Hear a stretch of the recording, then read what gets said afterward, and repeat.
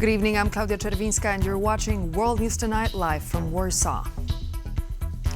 A top Ukrainian official hints at a possibility of a chance to end the war this week, as a U.S. special envoy is expected to make his way to Moscow for high-level talks.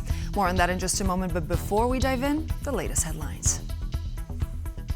Israeli President Isaac Herzog begins his trip to the Baltic states. EU waiting on the U.S. to reduce tariffs on European cars. The Crocus Hall terrorist attack trial begins in Moscow. Is the end of the war in Ukraine on the horizon? In the words of Andriy Yermak, head of the Office of the President of Ukraine, this week may bring a chance to end the war, especially as this comes ahead of a planned visit by U.S. Special Envoy Steve Witkoff to Moscow, which was requested by Russia on the 11th hour before the secondary sanctions kick in. Randy Potts has the latest. Andriy Yermak, head of the Presidential Office of Ukraine and one of Zelensky's most trusted allies in the government, wrote in the Washington Post on Monday that later this week, the world may be presented with an opportunity to end the war Russian President Vladimir Putin has been waging against Ukraine. Just a few hours before, U.S. President Donald Trump said Monday morning that Special Envoy Steve Witkoff would be traveling to Moscow to discuss the new 10-day sanctions deadline and a possible ceasefire. Well, there'll be sanctions, but they seem to be pretty good at avoiding sanctions. You know, they're wily characters, and they're pretty good at avoiding sanctions, so we'll see what happens. But Steve is focused right now on the border in terms of, we're talking about with Gaza, getting people fed. And he may be going, I think next week, Wednesday or Thursday, may be going to Russia. They would like to see him. They've asked that he meet, so we'll see what happens. Soon after Trump's statement, however, Russian state news agency TASS confirmed that Witkoff is now expected to visit on Wednesday, August 8th. Further increasing expectations of a possible breakthrough in the crisis, Kremlin spokesperson Dmitry Peskov hinted on Monday that after preparatory work by experts, Putin will be open to meeting with Zelensky. The dialogue continues. The U.S. continues its efforts to mediate in the search for a path to Ukrainian settlement. These efforts are very important, including in the context of the protracted process of direct Russian-Ukrainian negotiations. Work is ongoing, and we maintain our commitment to the idea that the best outcome for us, of course, is the settlement of the Ukrainian issue by political and diplomatic means.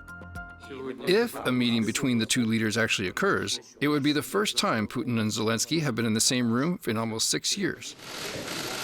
At that meeting in Paris in December 2019, Russia had not yet launched its full-scale invasion of Ukraine and had only employed separatist fighters in Donbass. Witkoff's earlier visit to Moscow in May of this year was derided by many in diplomatic circles when Witkoff did not bring his own translator. He was on his own, and as he went to the table, he looked at a woman there and said, "Wait, are you my translator?" So the Americans had not even sent a translator, but had to rely on the Kremlin's translator for the meeting. Witkoff is very sympathetic to the Kremlin's point of view. He's often repeated it.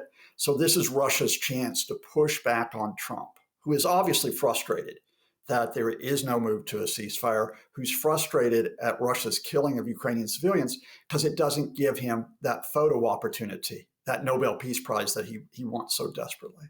Wednesday's meeting in Russia comes after a week of increasingly sharp rhetoric between Washington and Moscow. After online threats from former Russian President Dmitry Medvedev, Trump said he would be repositioning U.S. nuclear submarines in response. Speaking to the press on Saturday, Putin brushed off these threats, saying he is always ready for peace talks. All of this together should be discussed and should be the basis for a long-term, lasting peace, generally without any time limits. As Witkoff sets off for Moscow and Ukrainian leaders telegraph hope for a breakthrough, the clock is running down on Trump's newest 10-day deadline for a ceasefire. For TVP World, this is Randy Potts. The Commission is waiting for the U.S. to reduce tariffs on European cars to 15% as previously agreed.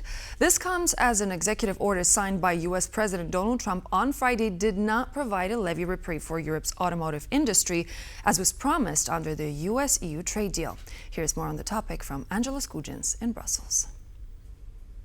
In a matter of days, most European products imported into the US market will be slapped with a 15% import levy. This is according to an executive order signed by US President Donald Trump on Friday in the Oval Office. Now, while this executive order was welcomed by top Brussels brass as it signalled that the EU-US trade deal was firmly in motion, it also sent a shiver up the spine of those in the automotive industry as cars, which had previously been subject to a 25% import levy into the US, would not be protected under this 15% ceiling.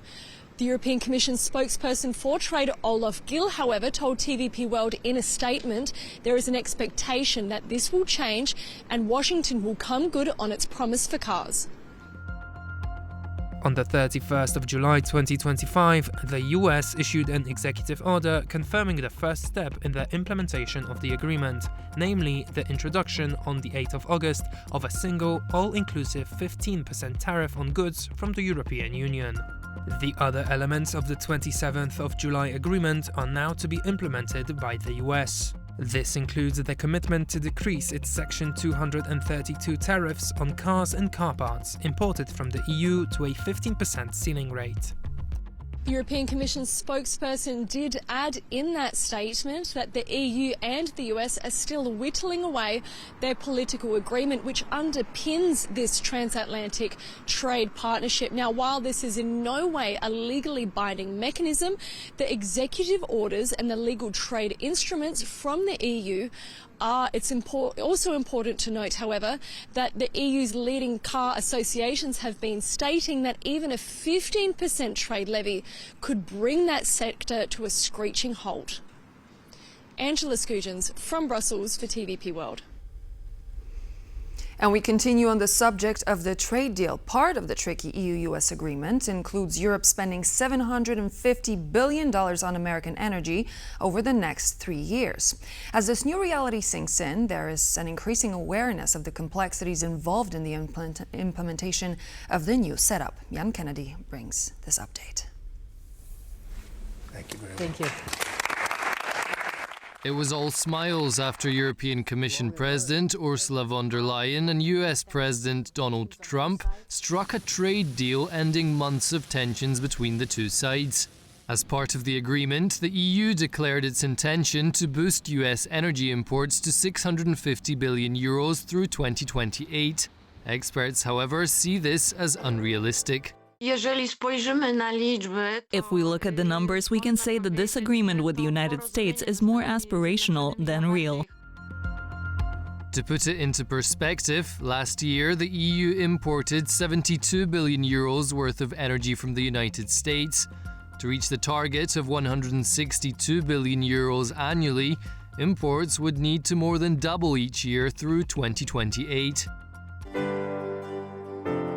Since the start of 2023, the EU's energy imports from the US have already doubled, and von der Leyen hopes that raising imports even further would help Europe wean itself off Russian energy. We want to absolutely get rid of Russian fossil fuels, and therefore it is much welcome to purchase the more affordable and better LNG from the United States. And there, approximately, our estimation is that we can do 250 per year over 3 years. But taking Russian deliveries out of the equation wouldn't close the gap. Last year, the EU imported only €23 billion worth of energy from Russia. Still, perhaps the biggest obstacle is that many EU countries are already locked into long-term gas contracts.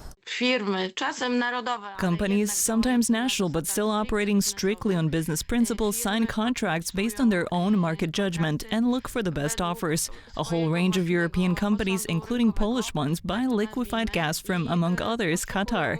And it doesn't seem like anyone is planning to break those contracts just to switch to American gas.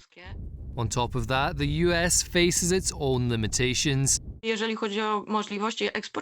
United States export capacity, it is currently very close to its maximum volumes. So of course the United States can try to increase LNG exports, but even if they succeed, it won't happen within 3 years and not within the framework of this agreement.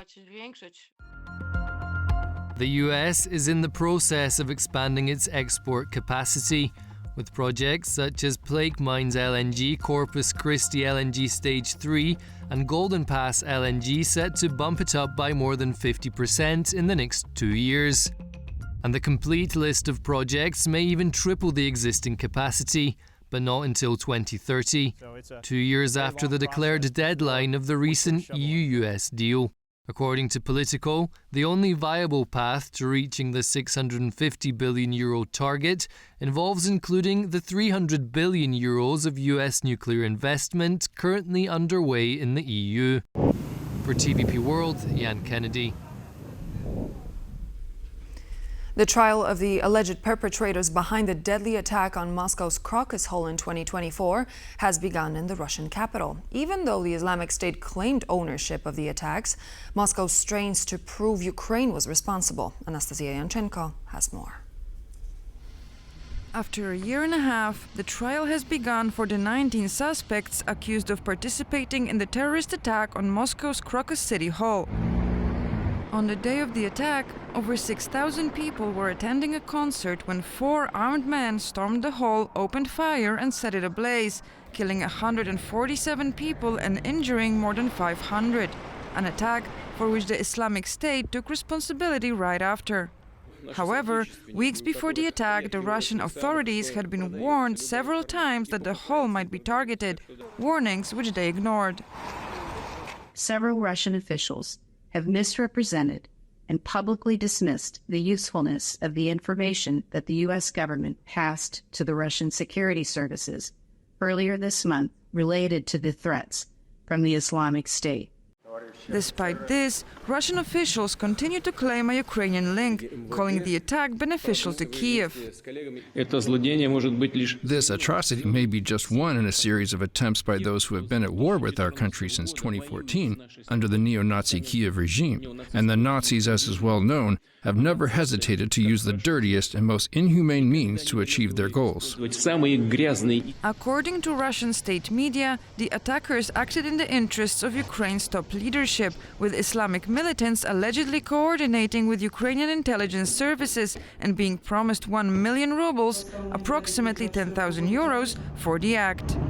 Some of the perpetrators were fleeing towards the Ukrainian border, which is common sense. Anyone who would be trying to flee after committing such an act would try to get out of Russia. However, Kyiv strongly denied and continues to deny any involvement, calling the accusations a political provocation and Russian propaganda. Ukraine has absolutely nothing to do with these incidents. Ukraine has never used terrorist methods of warfare, terrorism as a method. A usual Russian idea and a very good topic for misinformation. So that is why from the very start of this whole case, Russians were claiming that Ukraine is a part of the preparation of this terrorist attack, which is, of course, false. Although the hearing was supposed to be open to the public, the press were asked to leave the court after just 45 minutes. They don't want to hold this trial in the open because they don't have any evidence that would indicate, that would support their what's clearly a propaganda version, that Ukraine was involved in the preparation and organization of this terrorist attack. Following the Crocus City Hall attack, Russian authorities launched a broad crackdown on migrants, prompting the authorities of Central Asian countries to advise their citizens against traveling to Russia. Alongside the 4 main attackers, those who provided housing, transportation and weapons are also on trial. Further hearings will take place behind closed doors. This report for TVP World by Anastasia Yanchenko. Croatia has commemorated the 30th anniversary of its armed efforts to break away from the former Yugoslavia, remembered as one of Europe's bloodiest civil wars. And what for Croats remains a reason to celebrate is seen as ethnic cleansing by Serbs. Sonja Gatabišćan uncovers the difficult history behind the anniversary in her latest report. Croatia is marking 30 years since Operation Storm, the military offensive that ended the Croatian War of Independence. On the occasion, the country's president reflected on its significance. We celebrate our victories. We don't hate anyone. We are fully aware, and I want those who come after us and who were children at the time to be aware that this is a victory of Croatian soldiers, Croatian people, Croatian leadership of that time, with minimal help from abroad, minimal and mostly with obstruction. Operation Storm allowed Croatia to regain approximately 10,000 square kilometers. That is about 1/5 of the country's territory, previously occupied by Serb forces and Yugoslav People's Army troops since 1991. Outnumbered, outgunned, but not outmaneuvered. This tiny new democracy prevailed in a David versus Goliath encounter, a moral as well as military victory. Storm ended a massive humanitarian disaster and genocide.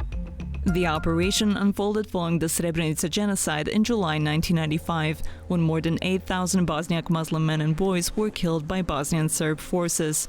Gordan Akrap, who was a high-ranking official of the Croatian intelligence at the time, told TVP World that Operation Storm was intended to prevent a similar massacre in Bihać, a Muslim enclave in northwest Bosnia surrounded by Bosnian Serb forces. In the case the Serbian military forces were able to capture the whole Bihać region, then we were afraid that situation and possible massacres of the thousands of the Croats and Bosniaks who lived in that area would be very possible. In less than 4 days, Croatian forces reclaimed the Krajina territory, prompting approximately 200,000 Krajina Serbs to flee to neighboring Bosnia and Serbia. The capture of the rebel stronghold of Knin on August 5th marked the peak of the operation, a day now commemorated as a national holiday in Croatia. For the Serbian president, Operation Storm was the biggest ethnic cleansing in Europe since the World War II. On Sunday, Serbia observed Remembrance Day, commemorating the persecution of Serbs during the Operation Storm. We are gathered here by the desire to remember with prayer the innocent victims and martyrs of our people, and not to hold grudges. According to Akrap, Operation Storm paved the way for peace in the region. One of the most important things is that Operation Storm enabled the conditions that will lead to the Dayton and Paris peace accords, to stop the war in Bosnia and Herzegovina, and to peaceful solution and peaceful integration of the Croatian Danube region in 1995 and 1996. The Operation Storm began on August 4th. By noon on August 5th, a 20-meter Croatian flag was hoisted above the Knin fortress, marking Croatia's victory and home on Thanksgiving Day, as well as the Day of Croatian Defenders. For TVP World, I'm Sonja Gatabišćan.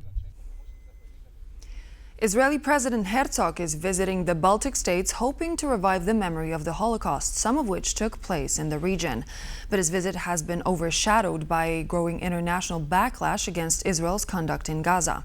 Diana Skaya breaks it down in her latest report.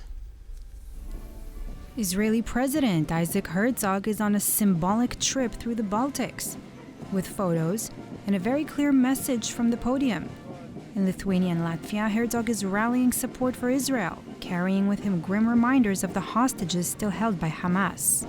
But why the Baltics and why now? TVP World asked Israel's ambassador to Poland, Yakov Finkelstein. The relation between Israel and all the three Baltic countries are very warm and friendly, and this is the visit of President Herzog is just another important step in strengthening the relation with this area. We're talking about from the political level to the economic level. The president is traveling with is accompanied by his wife, as well as a big economic delegation in all three countries. They will hold an economic forum. The one in Lithuania has just ended with a great success, from what I understand.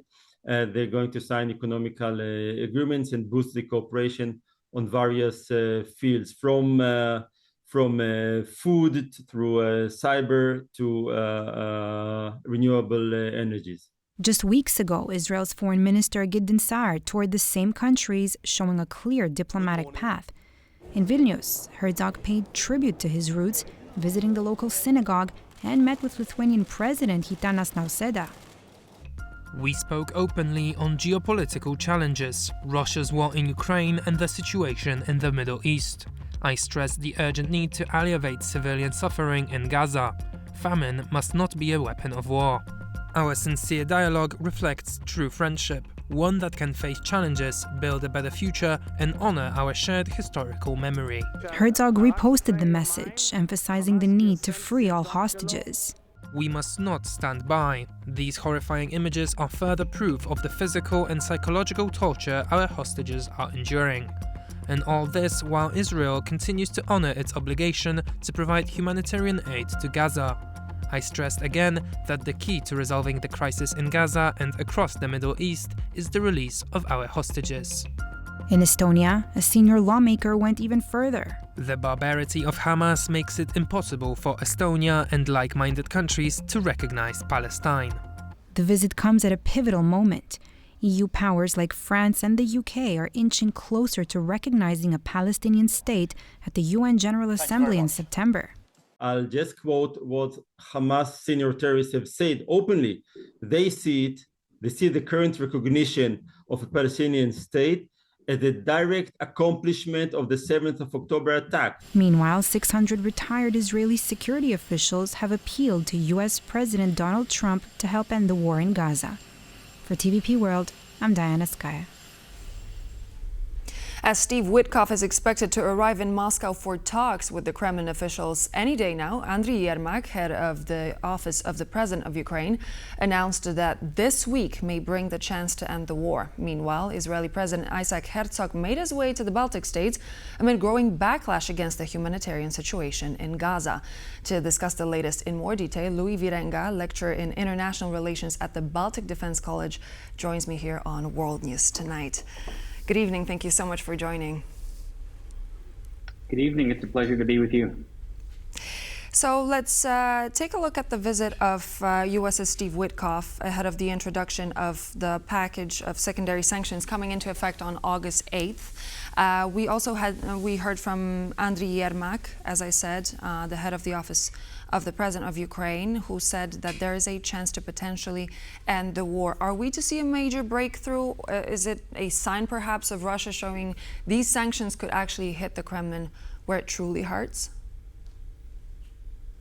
Well, I mean, the easy and quick and underwhelming answer is we don't know. We'll have to wait and see. But the more adventurous and optimistic answer is yes, this may actually be a breakthrough moment. A lot of viewers are likely aware of President Trump deploying 2 nuclear-powered submarines, where he said they are, quote unquote, in the region where they have to be as a response to Dmitry Medvedev's provocative remarks. And I think that there has been a very, steadily growing and paced frustration on behalf of the Trump administration with the quote-unquote peace talks and Russia just stalling and continuing to wage their war of aggression against Ukraine. At this point in time, the administration really wants to get it done. Now, after the next meeting between Witkoff and the Russian president, we may see more of the same, in which case I think that the Trump administration will be ready to actually implement crippling sanctions, and Russia has about 2 years left at this point in time before they are really, really starting to get in trouble economically. And I don't think that Putin wants to be in a position of weakness, but I think his hand might be eventually forced. So earlier we've heard from President Donald Trump, and he said, quote, "They're wily characters and they're pretty good at avoiding sanctions, so we'll see what happens," end quote. How effective do you think will Russians be in their damage control this time when it comes to those sanctions?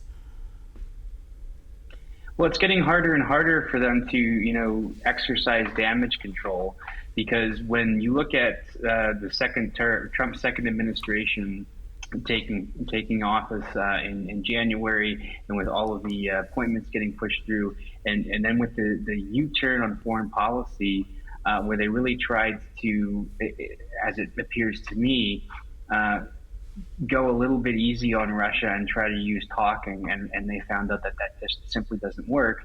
And all Russian experts will tell you that the Kremlin respects force. And so that's what's going to happen. And if there's going to be a package that gets put into place, especially considering how Europe has taken steps to really bolster their security and defense and really prepare for what nobody actually hopes will happen, but prepare for a security environment where Russia becomes more aggressive and maybe turns their sights into testing NATO countries. I think that they're getting pushed into a hole, but we'll have to see how aggressive the administration wants to do. Do they want to shut off the gas station, for example? And it seems that President Trump is really going to put a lot of options on the table. But I've said before on the show, one of the things about President Trump is that he really does not tilt his strategic hand. So he probably has a layered escalation for not getting what he wants. And what he has said repeatedly that he wants is for the killing to stop and for the war to end. And we are getting ready in the United States for midterm elections. And this is going to be, if they are successful, another check in the box for the Republicans as they get ready for a contested election in the House. So over weeks and months past, we've been sort of circling around the idea of ceasefire, of ending the war in Ukraine. But is, in fact, peace actually obtainable, or Russia will simply use ceasefire as decoy to regroup and strike again? What's your opinion? I don't think that peace is on the table as long as Vladimir Putin is in charge of Russia. Unfortunately, I think that history has shown that he has played the West and he has continued to move closer and closer towards his goal. And his goal is reorchestration of the security environment in Europe. So I think that the drawback for that is what will the Russians do next if they come to a ceasefire. I mean, the only way to achieve, peace in Ukraine is to make sure that Russia is not going to be enticed to do something like this again. And all of the thinking, all of their actions, the whole ethos of their being leads anybody who is, not buying into the Kremlin propaganda, that they're just not going to act that way. They're not going to act accordingly. So if it stops, I think that they'll probably try and regroup. And I don't think at this point in time they are ready to test NATO, but European allies are preparing for that as they should. I mean, I was in the United States Marine Corps, and we had the saying, pray for peace, prepare for war, and that is what is going on. So I don't think that anybody right now trusts what they do. So the actions that need to happen are going to be a very robust and assertive gesture on a united Western Front that says, we're going to implement, a mechanism so that Russia cannot do something like this again. And I just don't think that they are going to be willing to, in the medium to long term, accept that. Let's jump to our next subject. We know that Isaac Herzog, the president of Israel, is currently in Lithuania. He said that this visit is supposed to underscore the importance of preserving historical memory and combating alarming rise in anti-Semitism. Meanwhile, there is a massive backlash, like we mentioned here on the service before, when it comes to humanitarian situation in Gaza. What do you think Herzog is trying to achieve by the way of this tour of the Baltic states that he's currently on? Well, I think that one of the issues that I'm seeing not broadly discussed or indirectly discussed is cooperation between the three Baltic states and Israel. I mean, we are in an AI defense sector security environment where a lot of different countries and nations can learn from each other. So the Lithuanian president praised Israel as one of the leading countries globally in the defense and security industries and calling their experience invaluable. And indeed, the Israeli defense tech sector is exceptionally strong, but the same thing with the three Bs. I mean, you have Estonia as a leader in cybersecurity, Latvia has a really robust drone industry, and Lithuania is investing heavily in different defense technologies with a sector that's driven through a really thriving startup ecosystem and private investment, as well as defense support that's driven by the government in all three Baltic countries are top spenders for NATO. So I think a lot of this is driven by what they can cooperate on. And yes, there were statements made about the humanitarian situation in Gaza. But I think that one of the sort of silver linings is that, the Israeli president is accompanied on this visit by senior economic delegation, which is focusing on really strengthening trade, industrial cooperation, and tech advancement between Israel, Lithuania, Latvia, and Estonia. Our time is coming to an end, but I just quickly wanted to ask this last question. Do you think that because of the humanitarian situation, we're going to see a shift in alliances when it comes to Israel? That is, it's a good question. I'm not sure. Probably not. I think that, of course, if you look at, what the British and the French government have done in talking about recognizing Palestine. There was a really good article recently in The Economist about this, and basically it concluded that it's up to the U.S. president, and of course that can be disputed, but the U.S. administration and the U.S. during the next administration arguably will be essential for negotiating this, and I don't really think that there will be a shift in alliances. Of course, the political discourse on this is very sensitive, but I think that if you look at, yes, there were protests, but I think that all of the Baltic states have a good relationship with Israel and with the United States, and the U.S. does with Israel as well. So I don't see a major shift in terms of actual policy coming in the near future, no.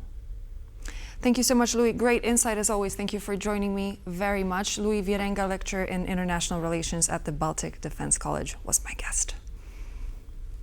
My pleasure. Thank you for having me. Thank you. And so this would be all for now here on World News Tonight. Thank you so much for joining. I'm Klaudia Czerwinska, and I hope to see you back in just a moment here on TVP World for more news and features.